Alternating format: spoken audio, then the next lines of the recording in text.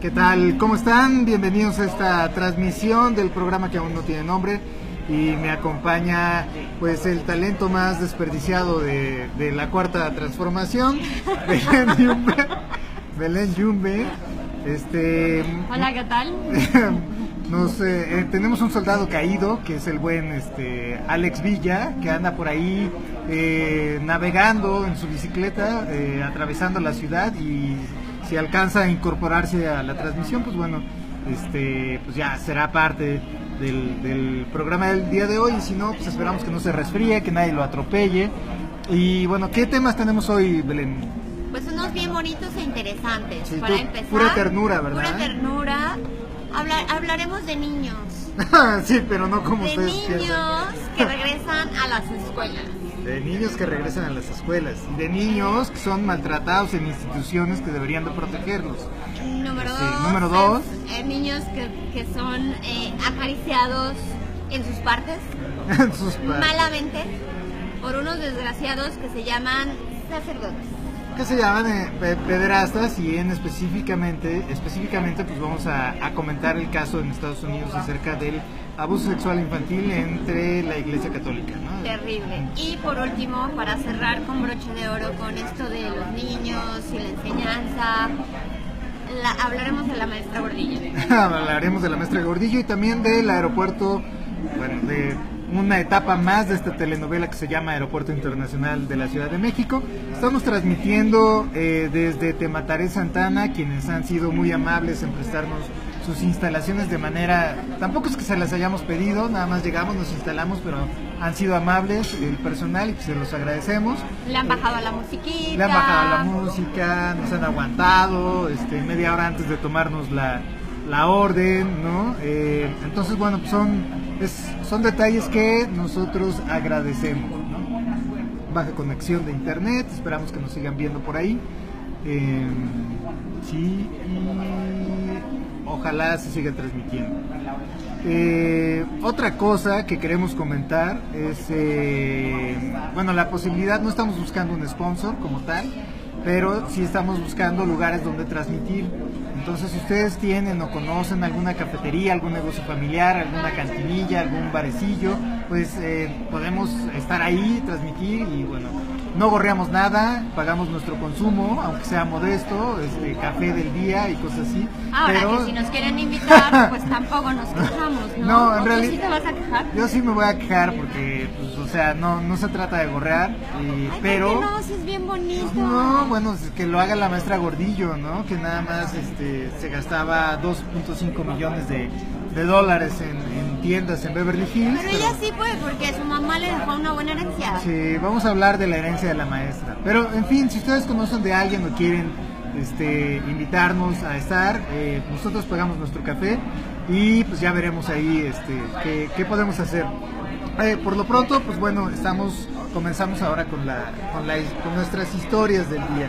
Empezamos con el aeropuerto, ¿te parece? Empezamos con el aeropuerto. Bueno, ustedes nada más quiero que se imaginen una bella y hermosa historia, ¿no? Imagínense que pues, López Obrador ya es presidente, es el 2019, y bueno, con meses de anticipación, ustedes saben que hay muchas reuniones que se programan con meses de anticipación donde acuden presidentes, jefes de Estado, jefes de gobierno. Imagínense que con meses de anticipación se compran boletos en clase turista para ahorrar, porque ya se vendió el TP-01 famoso.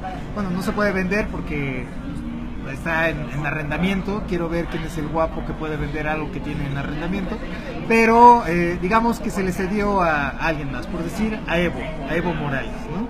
Entonces se le traspasa ahí esa cosa, y bueno, se compran boletos clase turista, pues para toda la comitiva, para ir a una de estas reuniones, por ejemplo la ASEAN en Asia, y bueno, pues se puede aprovechar las horas en Santa Lucía, en el aeropuerto de Santa Lucía, en las gradas del aeropuerto de Santa Lucía, ¿no? Porque los que hayan ido a los espectáculos aéreos sabrán que solo hay unas gradas, que además pues, son de madera, ¿no? Ahí para ponerse de acuerdo con toda la comitiva.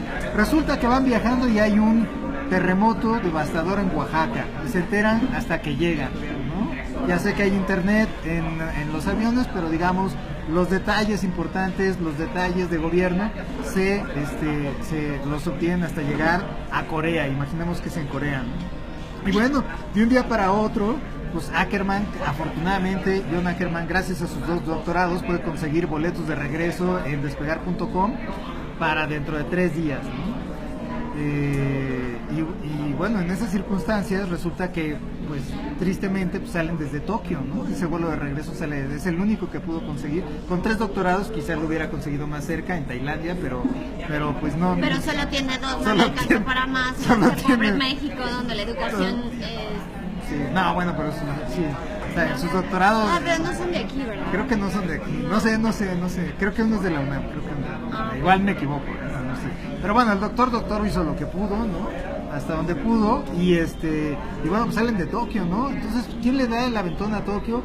Pues Evo Morales en el viejo TP-01, ¿no?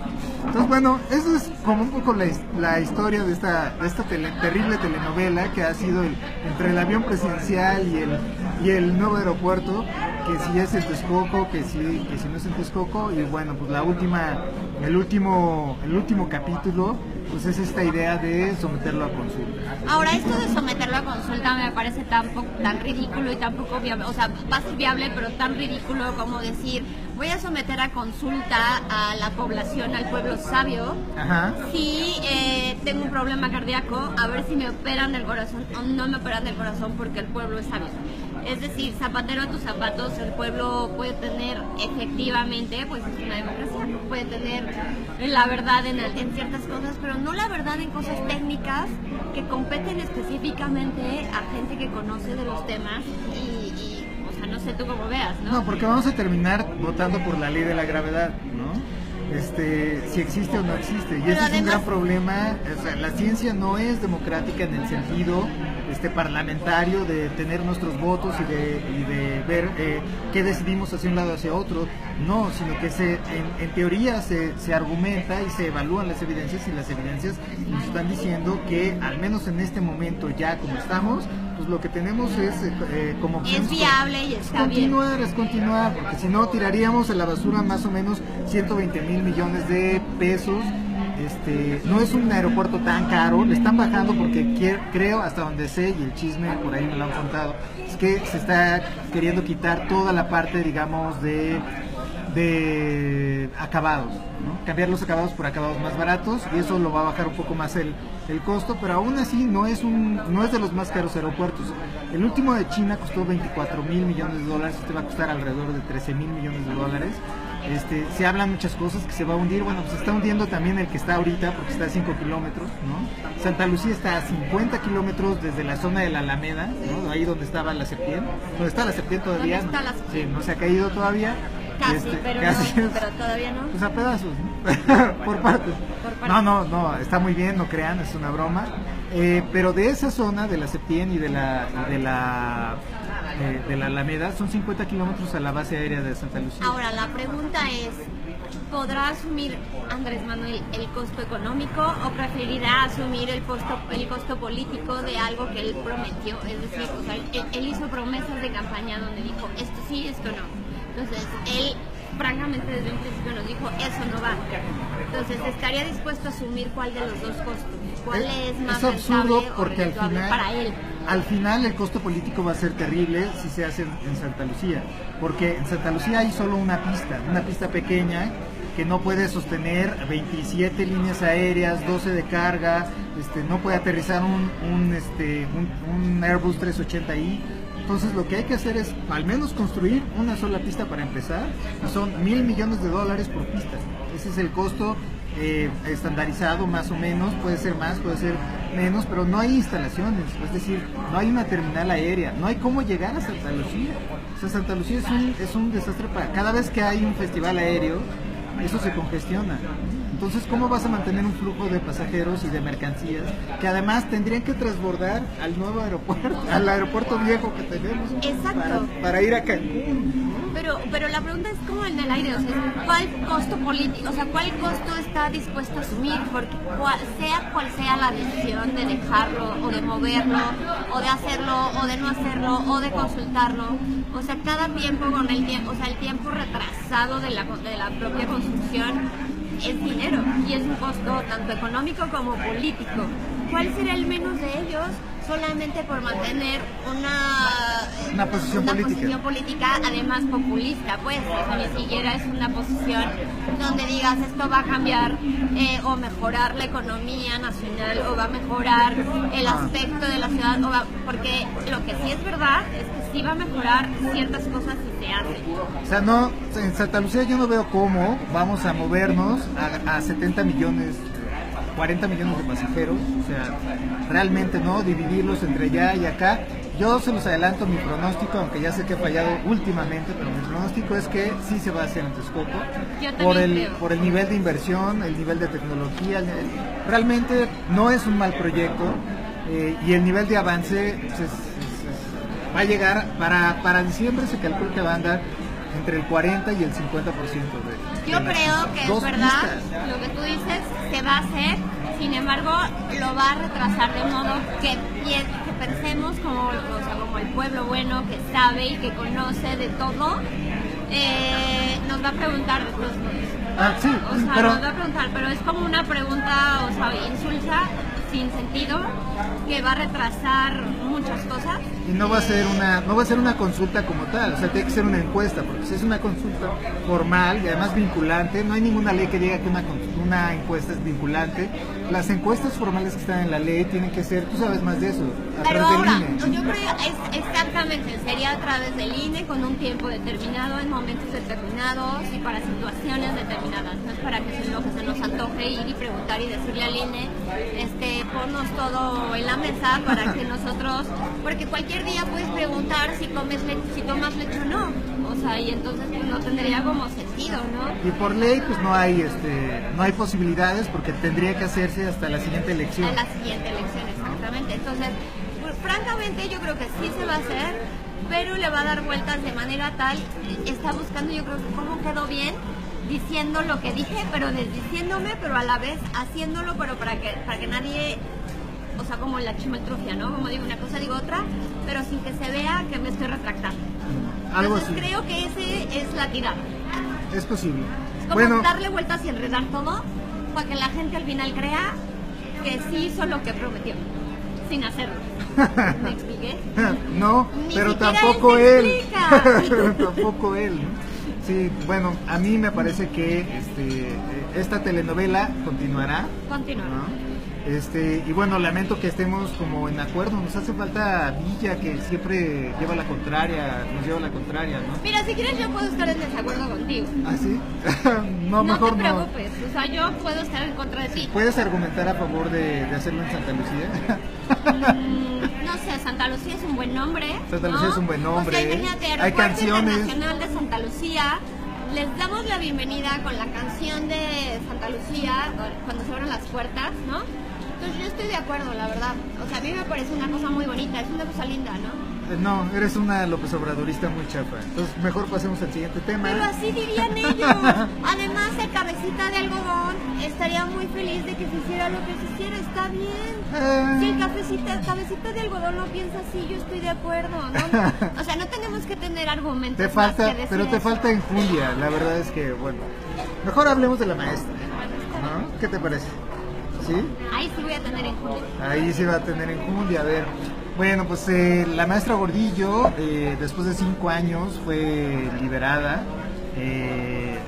Acuérdense que estuvo muy grave, se la pasó en hospitales, en una cárcel, en la zona clínica, en la zona hospitalaria de una cárcel, luego en la zona hospitalaria de otra, luego en otra. O sea, realmente era una mujer que pues todos esperábamos que verla en una situación francamente lamentable, precaria, ahora, yo creo de lástima. Que esa zona hospitalaria estuvo ahí, porque mira, si la ves ahora está más yo creo que retirada estaba que en antes. Suiza, ¿no? Entonces, como ahora está más retirada que antes, yo creo que en esos 5 años le hizo subidita por aquí, subidita por acá, subidita por acá. O sea, yo quiero ir a esa cárcel, que es como un spa. Para que te dejen así, mira, estabas así. Yo me imagino que te hacían, te cubrían de chocolate, Feeling. cosas así, sí, no, realmente, o sea, se ve más joven que cuando entró, ¿no?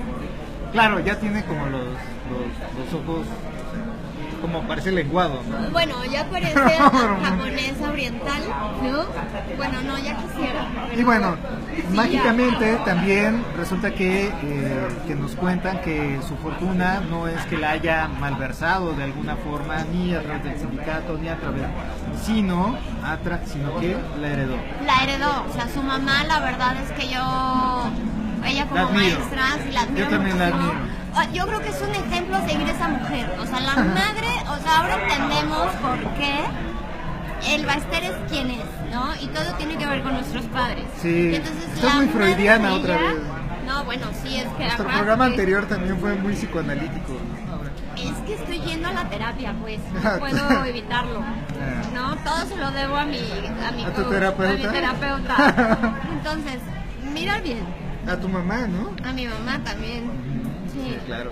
todo se lo debo a mi madre. Entonces, fíjate bien, o sea, hereda una fortuna. Entonces ahora se entiende por qué esta mujer es tan letrada, tan instruida, tan leída, tan incluso tan adinerada. O sea, no tenía que ver con los mal pensados de nosotras, la gente, la sociedad, que pensaba que había robado el sindicato. No, eso no Yo lo estoy hizo. seguro, Entiéndanlo, no. yo tengo mucha Lo familia heredó. en el magisterio y nunca he visto un cuadro de Botero de $800,000 en la casa de mis tías, ¿eh? Ay, bueno. Igual y sí, igual y sí, ya vi que por ahí uno de mis primos anda mirándonos y realmente no sé si él fue el que heredó los Diego Rivera, los Frida Kahlo, los Botero, que todos los maestros tienen en este país, ¿no? Bueno, sí. 372 millones de valor todo lo que tiene la fortuna de la maestra. Pero piénsalo bien. La mitad o sea, en efectivo lo heredó de su mamá. ha sido a lo largo de su vida, la cual ha sido bien larga. Eso sí, Porque la también. señora es grande. Eso O sí, sea, también, yo sí. sé que la cirugía no te lo permite ver. Es por nuestra eso no- Cher, pero Por eso no lo entiendes. es como nuestra Cher, pero Pero mal. maestra. Sí. Región 4. Y como mal terminada, pero sí. Sí, o sea, como medio No, raro. Cher ya estaba desde la época de... Yo lo sé, pero esta señora también. Sí. Ahora, no tiene que ver con que haya heredado una plaza de maestra, no tiene que ver con que sea del sindicato, no tiene que ver con todo lo que sacó de ahí, no. O sea, tú, yo y el resto de la comunidad mexicana estamos muy mal al respecto. Todo fue gracias a su madre. Y bueno, mientras la maestra tiene esa maravillosa herencia de la que nadie sospecha, ¿no? Porque pues, fue ganada con el salario de otra humilde maestra que era su mamá, ¿no? Bueno, mientras eso pasa, pues tenemos casi 15 millones de alumnos y veintitantos en total en educación básica, más 38, 40 millones de adultos que no han concluido su educación básica y bueno, todos más o menos en las últimas 12 o 3 semanas regresaron al sistema escolarizado. Sí, más o menos unos 31 millones de personas, entre niños y adultos que están afiliados jóvenes, a la digamos. SEP, o sea, que están universitarios, que están incorporados a la SEP, regresan a clases, gracias Dios, porque, bueno, gracias las mamás. No Yo sé, creo que fue las aterrador, mamás- ¿eh? Los adoptijos regresaron, yo todavía no salgo. Y eso Ahora- que no son los adoptijos, ¿no? Pero yo sigo en el infierno Fue todavía. aterrador para aquellos que se quedaron con los escuincles y no sabían qué hacer. Ah, bueno. Pero fue también aterrador para aquella gente que iba a su chamba o a su trabajo o a su escuela y en realidad el tráfico estaba de locos. Pues las vacaciones son el único momento en que los padres de familia creen que, o se dan cuenta que los maestros ganan muy poco, ¿no? Porque tienes a los enanos ahí, ¿no? Pues sí, pero en realidad también tienen una vacación que tú y yo ya quisiéramos. Ahora, el problema fundamental, digamos, de la educación es, además del modelo, pues son las propias instalaciones, ¿no? Hoy estaba viendo por ahí una secundaria técnica y sí recuerdo una colega, bióloga por ahí, no voy a decir su nombre, pero muy aguerrida, muy de izquierda, muy del lado de los maestros, pero a la hora que su hijo tuvo que entrar, pues a particular, ¿no? Como yo no Claro. conozco a alguien de extrema izquierda que lleve a sus hijos a una escuela pública, ¿no? Y yo le pregunté a mi amiga, que por qué no la llevaba a una escuela laica gratuita y pública y me dijo que tenía que odiar uno a sus hijos para llevarlo a una escuela pública. Fíjense nomás, entonces... Está rudo. Ahora, incluso también las escuelas privadas dejan mucho que desear, Claro. aunque quieran decirnos lo contrario. Yo no sé, señores y señoras, para qué llevan a sus hijos a la escuela si de todos modos la educación en México es absolutamente mediocre. Estadísticamente no hay mucha diferencia no hay diferencia entre la educación privada y la educación pública. O sea, tienes que ver caso por caso, pero en promedio no hay diferencia. O sea, realmente esta parte de, o sea, somos el último, o sea, en educación, como países que pertenecemos a la OCDE, estamos en último lugar. Entonces, en este último vergonzoso lugar, ¿qué es lo que podemos esperar de la educación a partir de que se hace una reforma y después a partir de que dicen ya no a la reforma? En la prueba de la OCDE hemos salido abajo del último lugar de la OCDE, porque ahí siempre hay países invitados, entonces salimos a veces abajo de los países por debajo invitados. Del promedio. Muy por debajo del promedio. ¿Qué es eso de por debajo del promedio? Y además, te asusta. no solo eso, o sea, en Oaxaca, por ejemplo, que es de los estados donde salen más bajos los niños, tienes más, o sea, salen más abajo que en Trinidad y Tobago, con todo y el terremoto que acaba de pasar. O sea, es decir que un niño oaxaqueño tiene menos oportunidades de aprendizaje en una escuela formal que un niño de Trinidad y Tobago. Y las diferencias por país, pues bueno, no se mantienen ni por presupuesto. El único rubro en el que el país gasta más presupuesto de lo recomendado, o está al menos en lo recomendado, es educación. Todo lo demás estamos por debajo: defensa, salud, investigación, ciencia, tecnología. Ahora, la pregunta es, ¿vale la pena llevar a los chamacos a la escuela? Sí, vale la pena. Probablemente valdrá la pena, o sea, viendo estas cifras lamentables, valdrá la pena desde el punto de vista de que ya las mamás no tienen que lidiar con los chamacos, ni los papás. Tal vez ahí sí vale la pena, pero vale la pena desde un rubro, o sea, desde un punto de vista donde van a la escuela, salen con una educación mediocre, entran a una universidad y todavía se pretendía que en esa universidad no tuviera un filtro por lo menos de un nivel medianamente bueno. Es terrible, no nos lo estamos tomando en serio. El sistema está centrado en beneficiar a los profesores, pero a costa del alumnado y de todo el sistema completo. Y eso sí tenemos que cambiarlo. No solo son de contenidos, no solo son metodologías, sino es que centrarnos de verdad en el aprendizaje y en la formación. Realmente, por ejemplo, en Inglaterra durante la Segunda Guerra Mundial no se cerraron muchas de las escuelas, sobre todo las universidades. Entonces hay caminos que son sin salida en la educación básica. CONAFE sirve más a quienes van de voluntarios a dar las clases y obtienen una beca para sobrevivir, que a los propios alumnos. Que me digan cuál es la tasa de éxito de los alumnos egresados de CONAFE. Ninguna.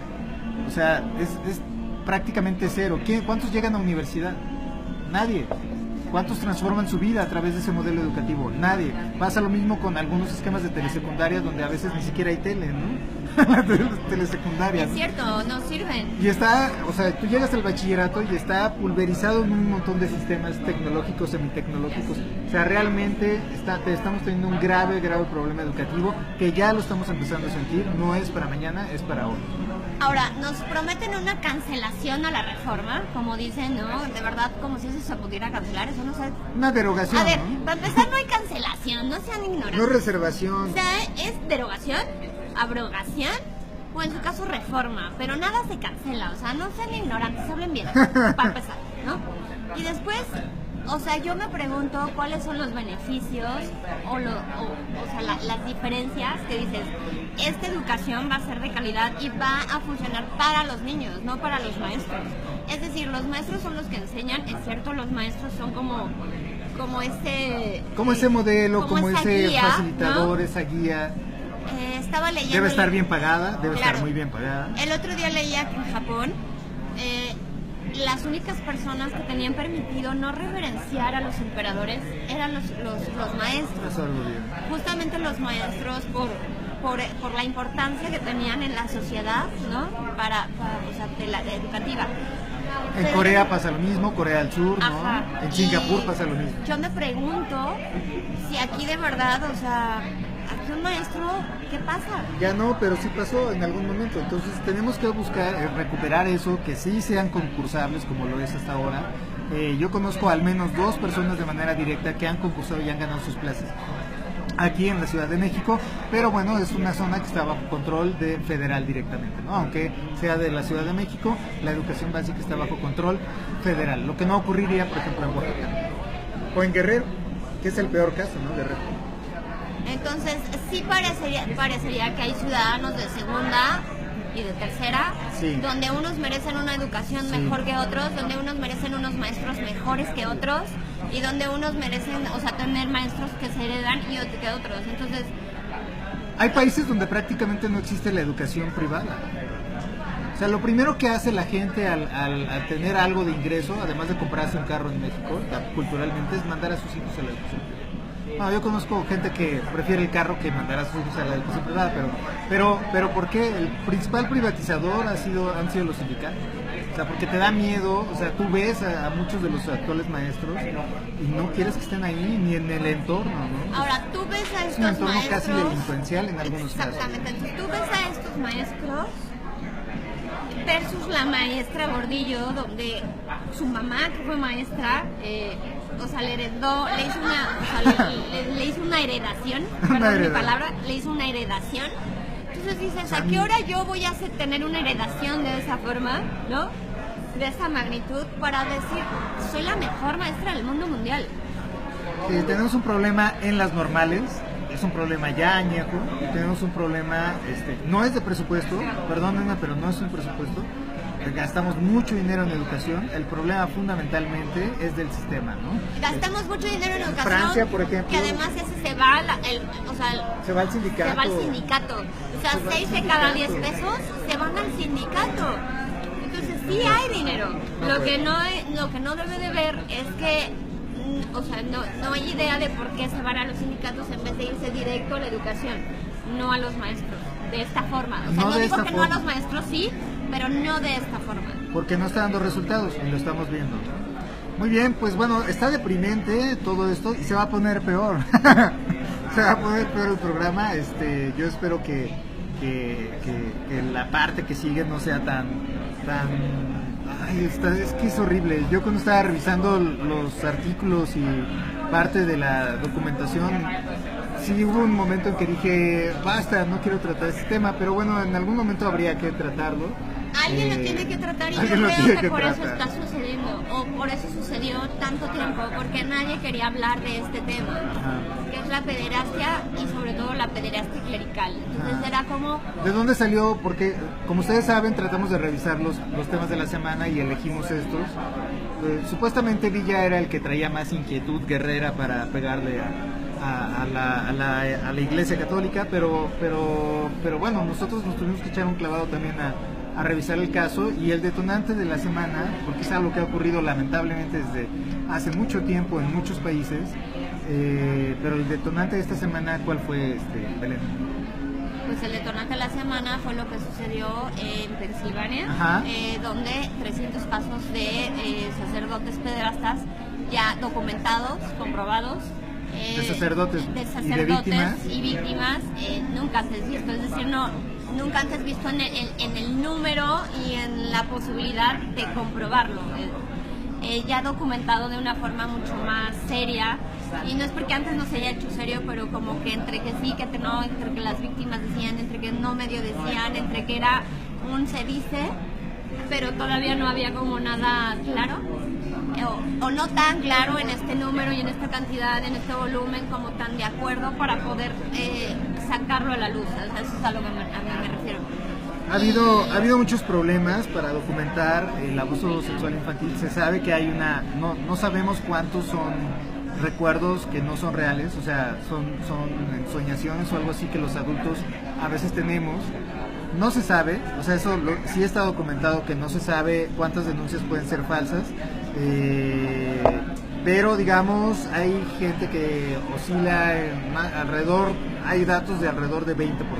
Entonces, lo de Pensilvania se dice que fueron más de 1000 casos, ¿no? Alrededor de 1000 casos, más o menos documentados. Si ustedes calculan esta tasa de quitarle el 20% de gente que dice que fue abusada cuando en realidad quizá no lo fue, nos quedan 800, que sigue siendo que es aterrador.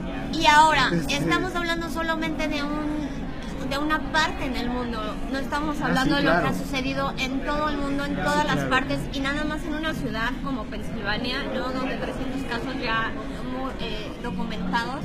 Entonces, realmente yo creo que es grave. O sea, el Papa hace poco tiempo, hace menos de unos días, dijo, sentimos una gran vergüenza.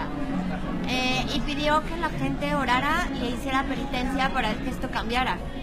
Con todo respeto, hazlo tú, ora tú, haz penitencia tú. O sea, No, yo creo que se lo dijo a sus feligreses, ¿no?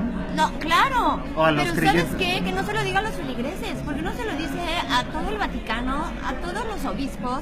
Vamos a hacer penitencia de hoy en adelante. Claro, Vamos a dejar de tragar o algo, no sé, carne en todos los sentidos, ¿no? Carne de niños, carne de Es puerco. aterrador.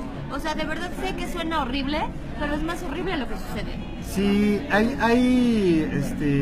hay datos que indican que hay un estudio en Alemania hecho por una persona que se llama Witt. Luego, a los que deseen la documentación de lo que mencionamos aquí, igual podemos compartirlo sin ningún problema.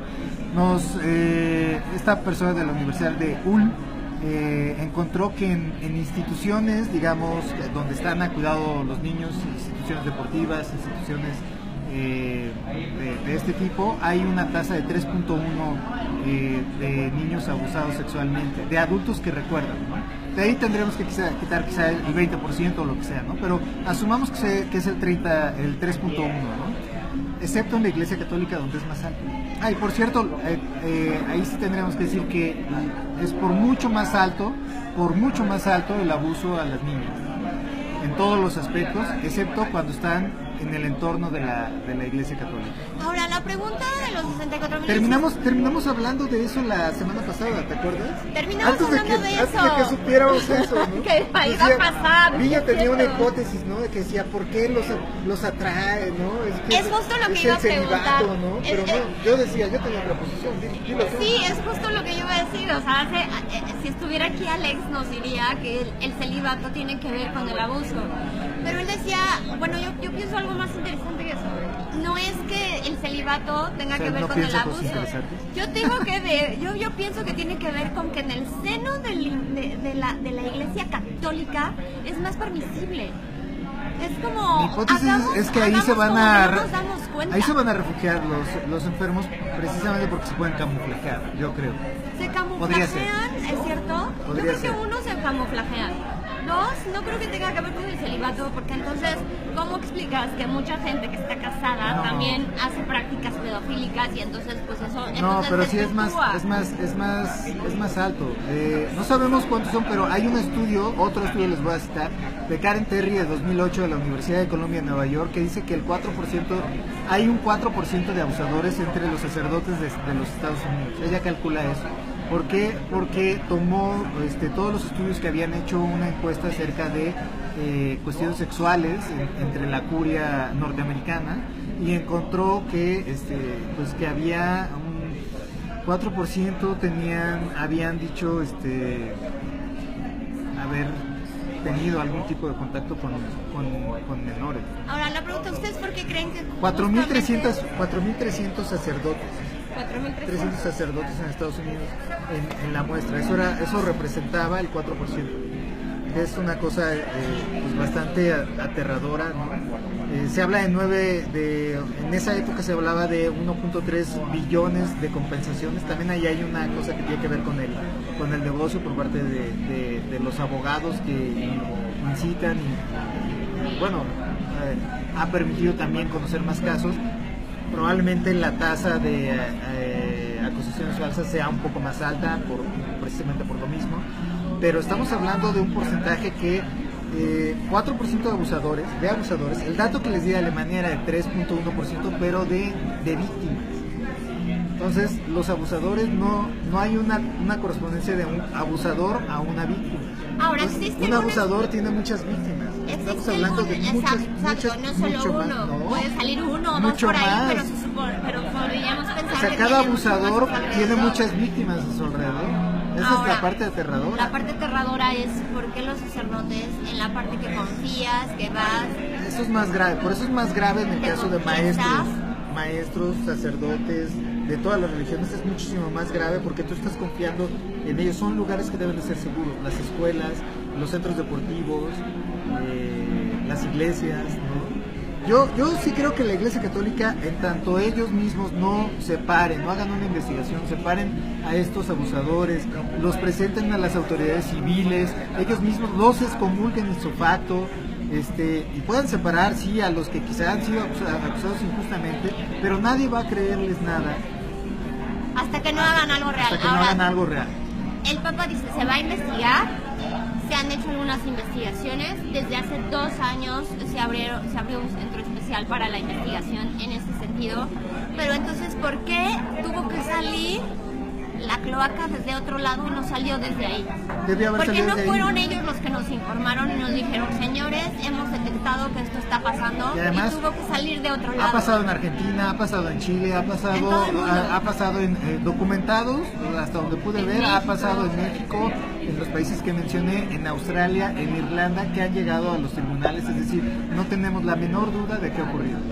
Y esto realmente es algo que tenemos que detenerlo, más allá de la gente que es católica. Yo no lo soy, como lo he dicho públicamente y lo saben. Sin embargo, sí soy creyente y creo que esto es algo que debemos de detener. Es contrario a cualquier premisa. No quiero ser amarranavajas, pero sí señora, sí lo eres. Usted que acaba de llevar apenas este lunes a sus hijos a la escuela, y si los está llevando a una escuela católica, tenga cuidado con los curitas y con las madrecitas. Digo, no vaya a ser. Pues no vaya a ser, yo... O sea, ¿por qué sigue existiendo esto? Pues mientras no se cambie eso, el celibato, hay que decir que, aunque no tiene nada que ver, y tampoco es una acusación a todos los curas, pero el 4%, o sea, pensaríamos que hay un 96% de curas que no son pederastas, sí homosexuales. Hay cálculos de que entre el 15 y el 50% de los sacerdotes en Estados Unidos son homosexuales. Es altísimo comparado con el 3.8 de homosexuales que hay en Estados Unidos. Bueno, sí, pero perdón, o sea, no tendría nada que ver que seas homosexual o no, como seas no tiene pederasta. que ver, pero quiere decir que algunos homosexuales tratan de quizá camuflajearse ahí, y gente enferma que no digo que ellos lo sean, gente enferma quizá sigue la misma estrategia. Ok, entonces, a ver, quiero entender lo que están diciendo porque puede ser como confundido.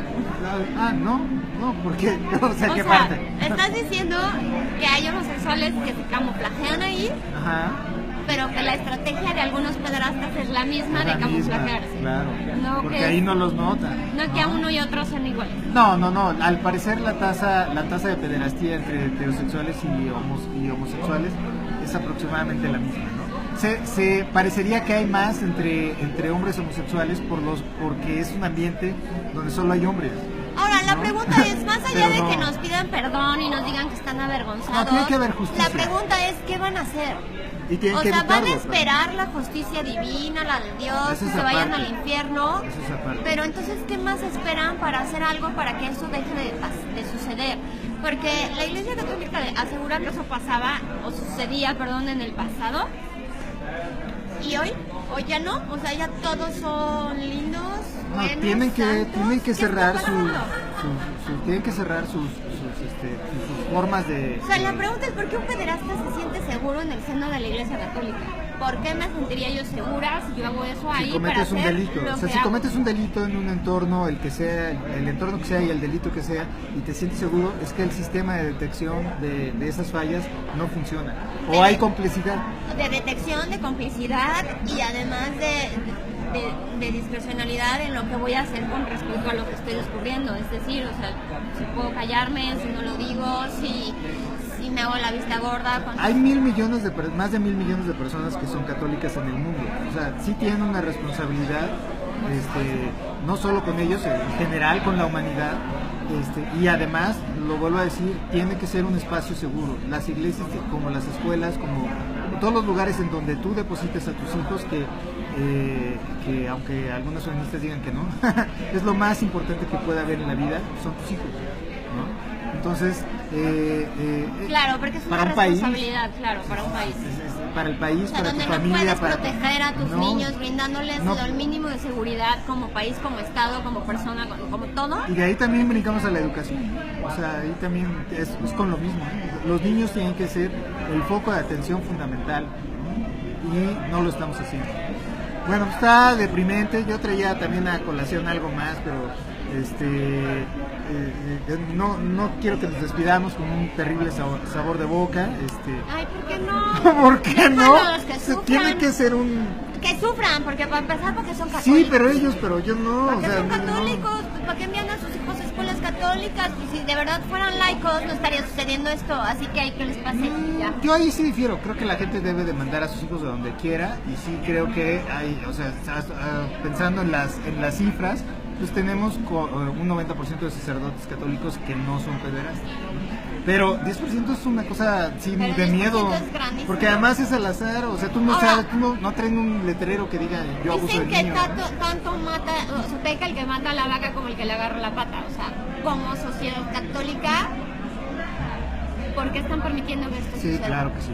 Los feligreses sí tienen que actuar con sus propias O sea, como autoridades. sociedad, Y ¿en los, qué momento, y los sacerdotes que no lo son tienen que actuar también. o sea, ¿en qué momento deja de hablar la gente de estos temas porque es pecado, porque no está bien? Pues porque es porque pecado, pecaminoso? ¿por qué es pecado? Pues lo tienen que evitar. Precisamente por eso tendrían que hablar de eso, para que no suceda.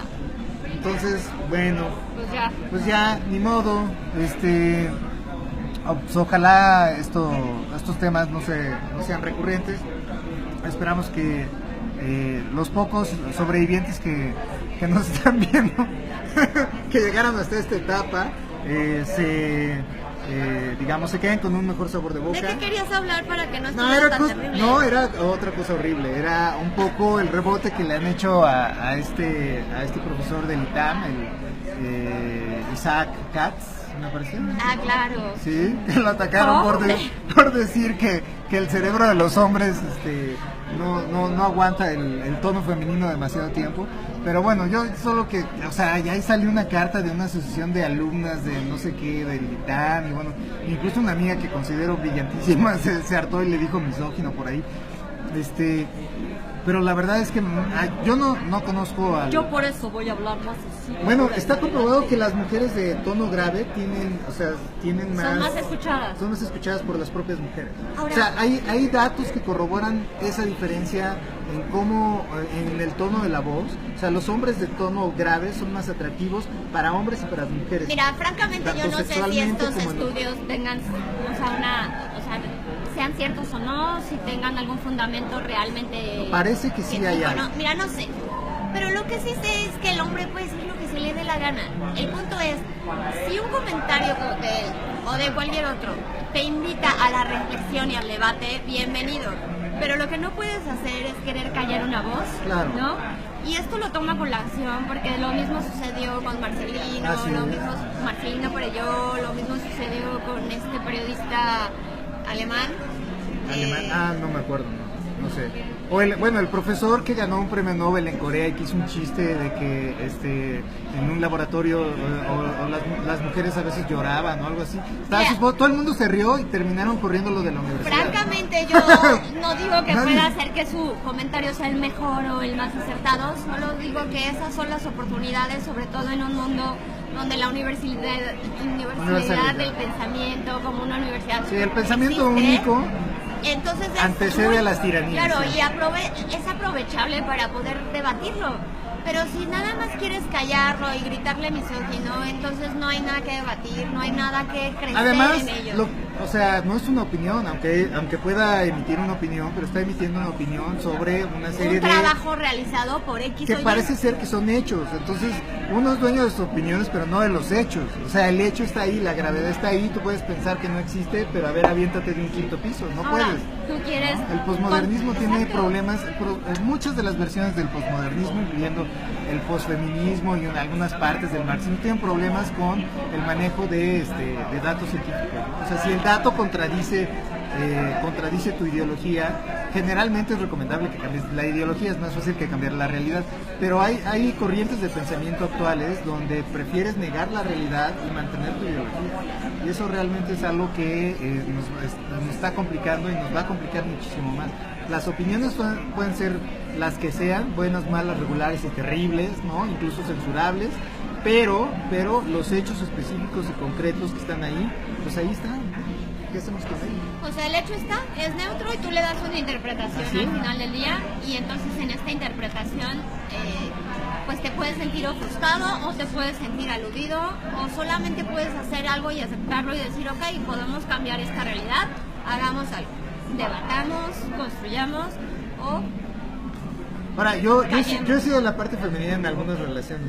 Yo tuve una pareja en la que yo era el que hablaba y hablaba y hablaba y hablaba, y ella era la que se callaba. Ay, Y pues bueno, sí, porque fracasamos. también hay luego unos güeyes bien lapas, pero ese es otro tema. Pero Fracasamos, hay que pero hablar bueno. un día de eso, porque hay unos güeyes muy lapas. ¿Qué es eso? O sea, que están como pegostes ahí, muy pegostiositos. Pues yo pero no sé, pero sí, bueno, ahí luego les cuento de mis novias imaginarias. A ver, si se divierten.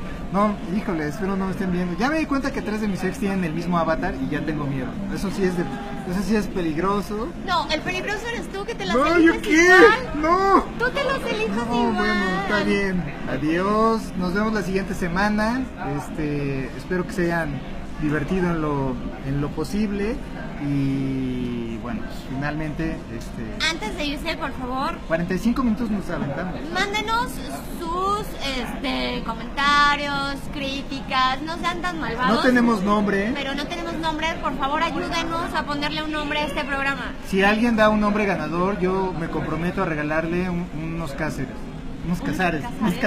No, pues los podemos invitar aquí justamente ¿A los tacos? A los tacos. ¿Tú vas a pagar? Sí, yo Ustedes- pago. Pero si eres la desempleada número 1 Todavía de no, la cuarta me desemplean transformación. en octubre por la cuarta transformación. O sea, gracias a mi desempleo el mundo va a cambiar, México va a cambiar, México va a tener más riqueza gracias a que voy a ser desempleada. Bueno, escríbanos Pero por lo menos. y nos vemos la siguiente semana. Yo soy Carlos Guevara Casas Yo soy Belén Aguilar Yumbe. y nos estamos viendo la siguiente semana. Gracias.